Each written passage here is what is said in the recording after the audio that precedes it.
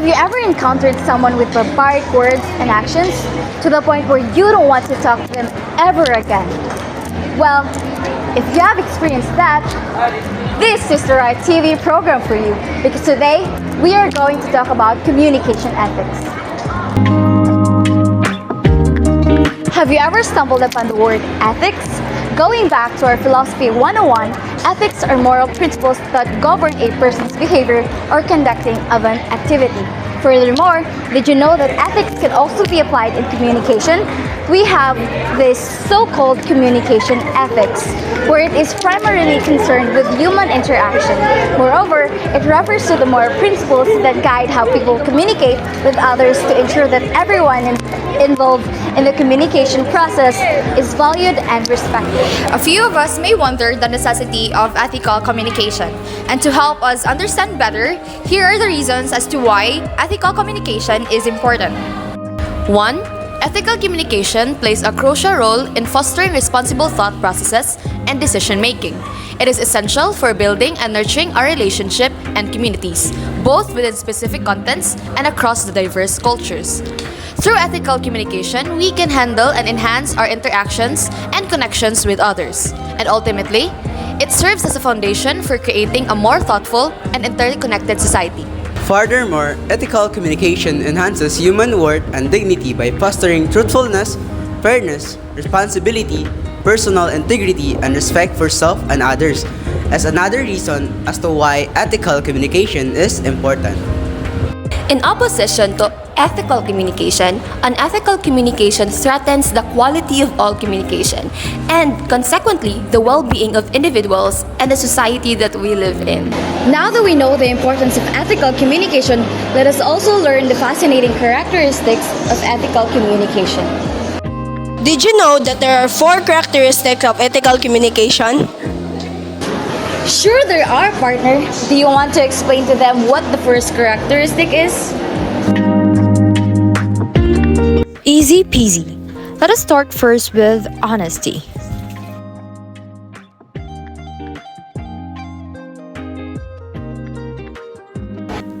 This is where ethical communication demands truthfulness. On the other hand, it means transparency, deception of avoidance, and accurate presentation of information. Honesty is the foundation of trust, and without trust, communication loses its power. Next, we have respect.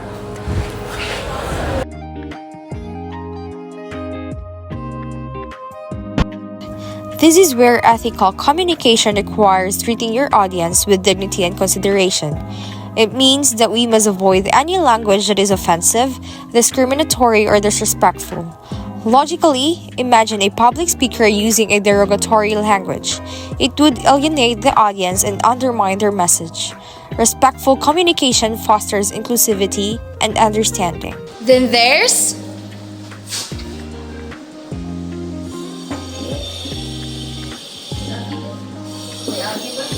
fairness. This is where all sides of an issue are being presented fairly without prejudice. Furthermore, it means that one cannot show bias, prejudice, and manipulation. Think of a journalist who only reports one side of a story. The audience would get an incomplete picture. Fairness calls for a balanced and informed discussion. Hence, objectivity is a must rather than subjectivity. Finally, we have responsibility.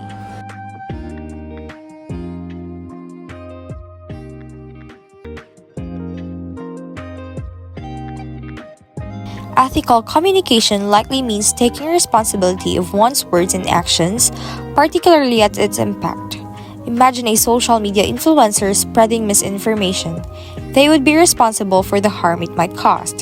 Responsibility encourages truthful communication and a commitment to truthfulness. These 4 characteristics, honesty, respect, fairness, and responsibility, are the pillars of ethical communication. They would guide us to communicate effectively, build strong relationships, and create a more just and equitable world.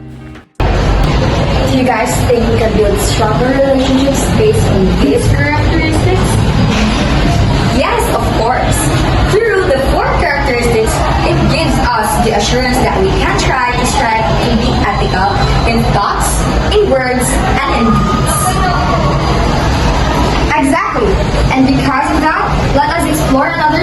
under ethical communication. Welcome back, everyone. Communication is something we do every day. But have you ever thought about how we do it? Today, we are going to talk about ethical communication. This means using words in a way that is honest, respectful, and responsible. In this presentation, we're going to explain what ethical communication is, why it matters, the key principles to follow, and how we can encourage others to practice it too. To keep things interesting, we're also going to share some quick activities and fun facts along the way. Let's begin. Ethical communication means sharing information in a way that is truthful and respectful. It also means thinking about how our world affects others. And being clear and honest help us build trust and understanding in all areas of life, whether at home, at work, and in our community. Now that we know what ethical communication means, let's talk about why it's so important. It doesn't just make our relationships better, but it also helps us seen as trustworthy and reliable. Ethical communication is important for three reasons. First, it builds trust. When we are honest and clear, people feel confident in us. Second, it helps to avoid misunderstanding, making it easier to explain ideas and solve problems. Third, it strengthens our credibility when people know we communicate with integrity. They respect and listen to us.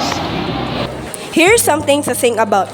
Would you rather have an honest disagreement or be lied to? Most people choose honesty because trust is the foundation of all good relationships. Now that we've discussed why ethical communication is so important, let us look at the principle that helps us stay on the right path. These principles act as a guide for us to communicate with others. There are three main principles of ethical communication. First, honesty and accuracy. This means being truthful and avoiding gossip or spreading false information. Second, respect and consideration. This means listening carefully and being kind to your words, even during disagreements. Third, accountability. This means owning up to your words and actions and fixing mistakes when needed. Now let's move on how we can encourage others to communicate ethically. It is not just about improving ourselves, it's also about helping those around us.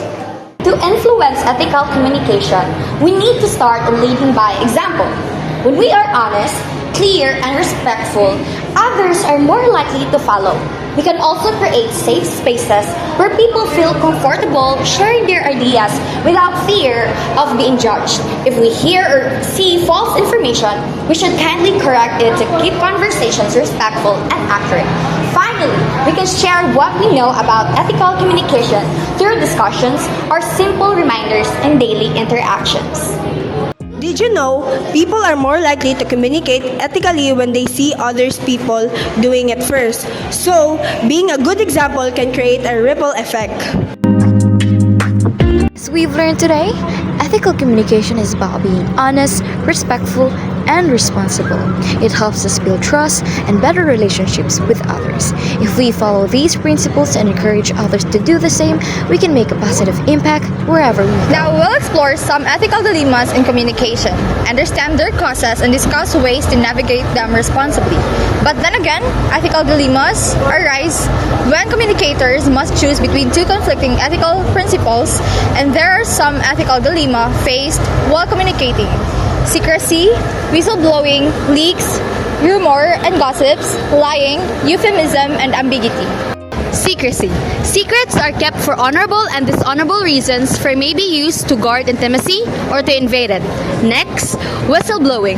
This requires careful consideration of motivations, consequences, and potential outcomes such as revealing environmental or safety hazards. Rumors and gossip seem to be an inevitable part of everyday corporate life. Rumors tend to focus on events and information, whereas gossip focuses on people. The information has a way of creeping into performance, evaluation, and promotion decisions, even if unintended. Lying. From its root word, lie, is a false statement intended to deceive anyone. Of all the ethical dilemmas discussed thus far, lying would appear to be the least morally perplexing. Lying breaks down the trust between individuals, shaking the foundation of ethical communication. Preceding the last, we have euphemism. This refers to the usage of less offensive expression instead of that one might cause distress.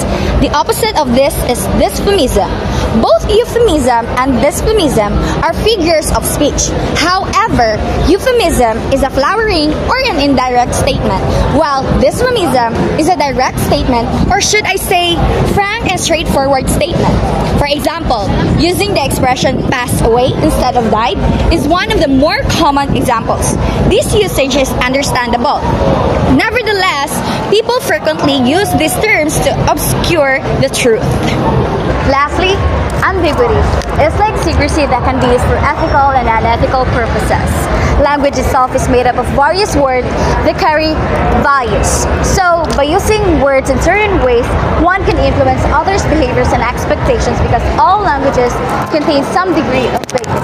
Communicators at some point are held responsible for possible misinterpretation. This means that one must be aware of the probabilistic nature of communication and need to consider not only their intentions but also how their messages might be misunderstood. Building the previous lecture's discussion on the previous topic, we'll now dive into the guidelines to handle communication ethics dilemmas. Ethical communication is essential in fostering trust, respect, and understanding in any interaction. It involves balancing honesty, accountability, and consideration for others. Let's break it down. First, we have legal considerations. The law can often guide us in ethical dilemmas. If something's clearly illegal, like breaking confidentiality or spreading defamatory content, then it's not just unethical. It's against the law. In such cases, your responsibility is clear. Follow the law. Next is moral consideration. Not all ethical questions are covered by the law. This is where your principles and judgment come into play. Reflect on your intent. Am I being honest? Am I misleading anyone? Even if your statement is factually correct or if your intention is to deceive, it's still unethical. The goal should always be to create the greatest good for the greatest number of people. Now, let's talk about maintaining candor. Candor means being truthful and transparent. However, this doesn't mean revealing anything, especially in sensitive situations. For example, during negotiations, sharing too much could compromise your position. Another important point is keeping messages accurate. When relaying information, ensure it remains true to the original message.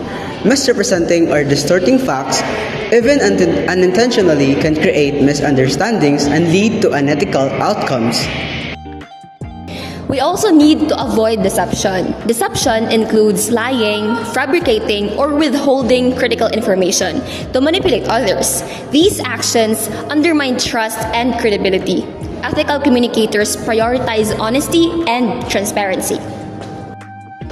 Then there's consistent behavior, or behaving consistently. Your actions must align with your words. Saying one thing but doing another is hypocritical and untrustworthy. Consistency is key to maintaining integrity. Finally, keep confidences. When someone shares sensitive information with you, protect that trust. Sharing it without permission is a clear violation of ethics and can harm relationships. In summary, ethical communication is about being honest, accurate, and accountable while respecting others. By following these guidelines, we can navigate dilemmas with dignity and build stronger connections. That's all for this topic. I hope everyone learned a lot from our discussion. We now have a better and deep understanding of ethical communication. It is our greatest pleasure to share these lessons with you for you to strive to be ethical in both words and actions because we hate people who are barbaric in their words and actions, don't we? That's the end of our TV show and how to be not barbaric with group.